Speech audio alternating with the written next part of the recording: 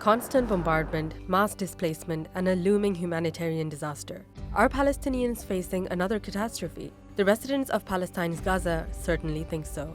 So I'm 22 years old. Yesterday, I understood the Nakba fully, completely. The Israeli military has issued an evacuation order, giving 1.1 million civilians of northern Gaza 24 hours to flee to the south.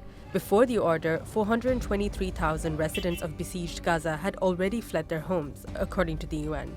This order has deep resonance in the Palestinian enclave, where more than half of residents are the descendants of refugees, following the Nakba, or catastrophe, in 1948, when Zionist paramilitary groups violently expelled nearly 800,000 Palestinians from their homes.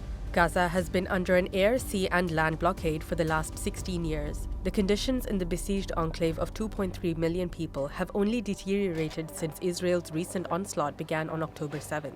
The Israeli Air Force says it has dropped around 6,000 bombs on Gaza since Saturday's attack by Hamas. So far, Israel's strikes have killed at least 1,350 people, many of them women and children. Compounding Palestinians' fears of a second Nakba is a prospective opening of a humanitarian corridor from Gaza into Egypt. They are concerned that opening the Rafah border crossing will pave the way for yet more displacement of Palestinians from their lands.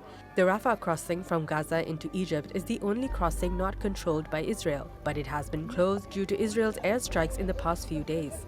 Amid reports of an impending Israeli ground troop operation, Palestinians are stuck between a rock and a hard place, facing the fear of once again being ethnically cleansed from their land if the Rafah crossing opens, or of being trapped and killed in the blockaded, bombarded enclave if it doesn't.